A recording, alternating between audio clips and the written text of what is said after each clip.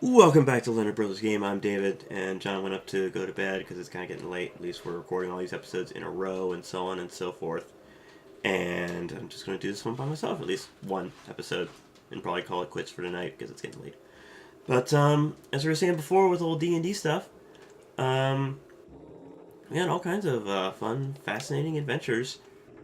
And it's been at least like second year we've been playing that now. And so what I'm planning on doing now, hopefully, is fall here, go inside. Weird chill there. Weird chill. Oh, and I farted again. And now it smells bad. And I'm going to try to see if I can jump in here. There's not enough time. There is not enough time to possibly reach that.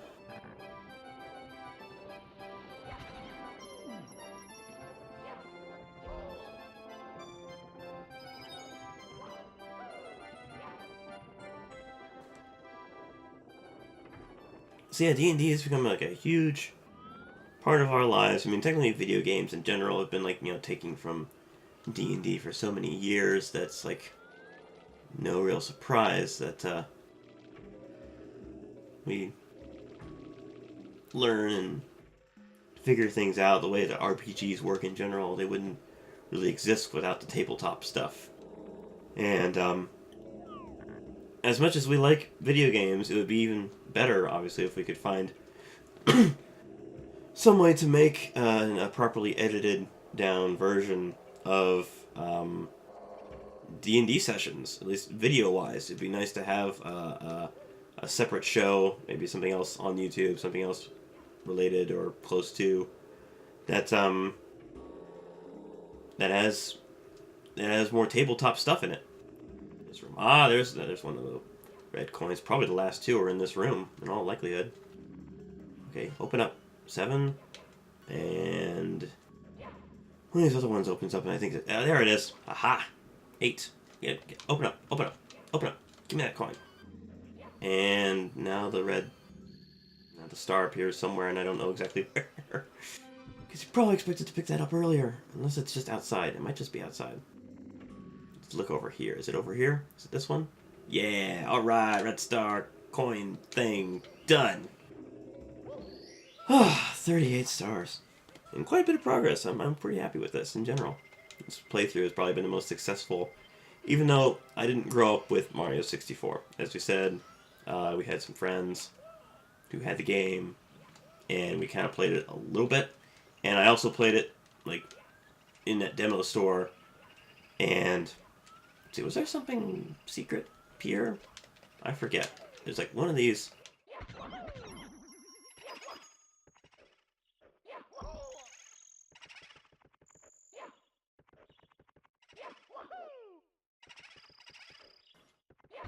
Of stars you can get with other characters if you go in with certain spots, and that's not what I want to do.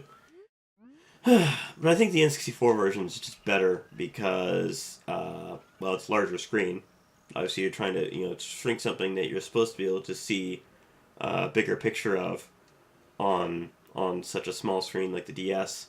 It doesn't really work as well. Like in general, the transition of taking console games that are supposed to be played on larger TVs and putting them on handhelds, even though the handheld may be as powerful or even more powerful, it doesn't really translate very well, for the most part. Boarding Bowser's Sub, one of the easiest stars to get in the whole game.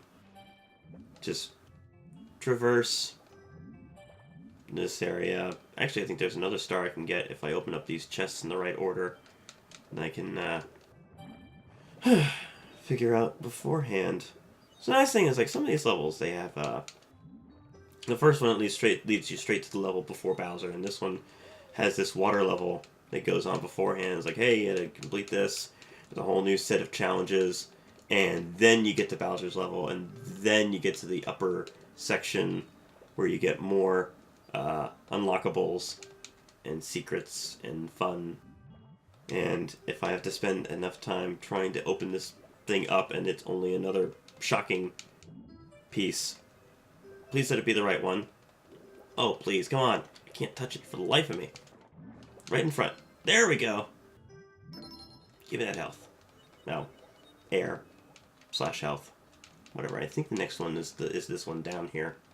And then you have to open up the third chest above, close to that whirlpool. I don't want to do that. No. Get me down here. Stupid whirlpool. Yep. Second one. I think the next one's this one. If I don't get sucked in and die, I don't want to do that. Touch that. Touch it. Touch it, Mario. Touch it. Not the whirlpool. Not the whirlpool. Not the whirlpool. Ah, swim. Oh, goodness. Difficulty. Now, swim up next to that. Oh, that's the wrong one. Oh, now I gotta do the other two again, I think. Yeah, I think they lock up again. Come on, swim. Get past that. Anyways, the game has certainly had a lot of influence, as 2D Mario has on 2D platforming, so has Mario 3D, and even though this game is certainly no longer the best in the group, it's certainly the most memorable. People look at it and say, like, you know, it's got a lot of good moments to it. You know, Dire Docks, and the music, and the atmosphere, and the hub world, you know. It's got a lot of nostalgia. And a lot of it pretty much rides on nostalgia. Now, where's the fourth one? That's obviously not that one. And I don't want a whirlpool. No. And I don't want a shark either. That would be bad. Oh, come on. Ah, makes it so difficult. Just barely make it through alive. The third chest is there, I think? Yeah, here it is. That's the right chest. And I want the one next to the whirlpool. Ha! Numero tres. Give me that health. And that's a nice thing about the DS version that does have a one advantage over this one, is that each world has a mini-map on the bottom screen. Because they don't really have like too much in terms of the touch controls, but they do have the mini-map.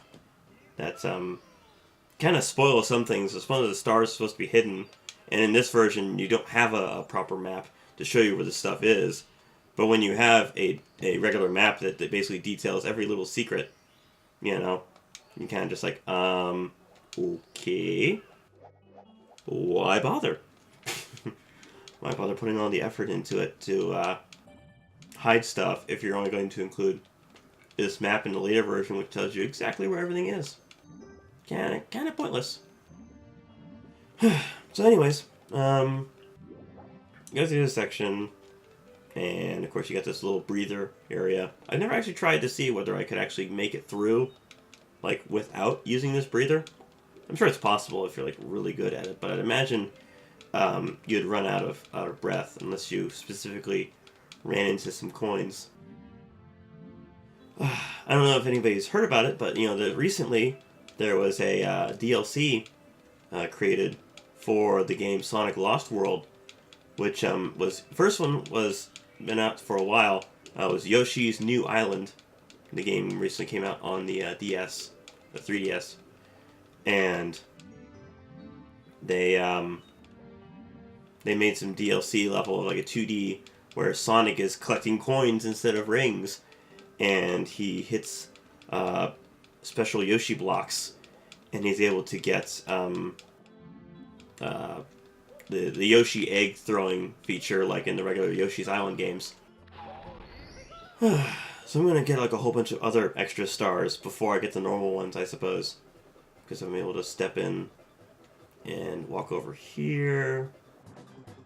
And if I'm able to stand in this area, if I'm able to hit, I think, 8 or 6 of these, I have to fly into them like consecutively, I think. Otherwise it doesn't count. Or float into them. And then it unlocks another area. Come on. I thought I had to do it with the Metal Mario. I think in Metal Mario is supposed to make it like a little easier. But I don't exactly remember. Or I could try to go with the other one. Yeah, I got the invisibility thing, I can float toward that. And that should work. That'll get me another star. And then finish this episode, because this is getting a little long. Long in the tooth. Let's hop out there. Yeah. Swim through that barrier and get me that star. So I think that's all you have to do. It's weird how some things with the invisibility you can float right through or walk right through, and other things you can't. So it's like, oh well, whatever. Ending an episode with 40 stars. That's pretty good. Or I could keep playing a little more. Yeah, I'll keep playing a little more. I'll just board Bowser's sub and get this over with, because clearly there's so many stars to get in this. But the quickest one should be to hit that question mark block and climb into Bowser's sub. Well, not into, but on top of, and then get that star that's right on top of there. And that should be easier, at least. And then eventually, maybe by the next episode, I'll have 42 stars. And of course, 42 being the answer to life, the universe, and everything. One interesting thing, after Douglas Adams was questioned about why he chose the number 42, a lot of people thought because at the time he wrote it, there were like 42 different religions, like 42 different denominations in Britain at the time. And I think there would be a lot more than that, so it was like there's kind of one supposed answer, but the real answer is because he just thought it's a funny number. It's a cool number. It's like 42. There's a lot of interesting things about it when you really think about it, you know. It's a lot better than the number 27 or the other stuff, you know. It's like, or no, 23. It was 23. That was a number that was supposed to be interesting, you know. Oh, come on, get on top of the platform. Get on top. Get on top. Come on. Walk straight, Mario. It's supposed to be the easiest one. Oh, come on. Well, this is embarrassing. Of course, I haven't embarrassed myself already throughout this playthrough. But, let's do it some more because it's so entertaining. Anyways, let's get on top of that sub. Oh, get on top of the sub, please. Seriously. Oh, you're breaking my heart. You're falling apart. I was doing all the other ones because I was like, oh, this one's easy. I don't know. This is the one that, you know, if you get the one on Bowser's sub, you actually unlock the next area. That's all you really have to do. And all these other ones are just like extra stuff. You know, all you have to do is go back here and boom. Star. Alright. And then the area moves back. And then you can try to bite Bowser, get the key, go up top. But I'm not going to do that right now because it's getting late. So until next time, happy gaming!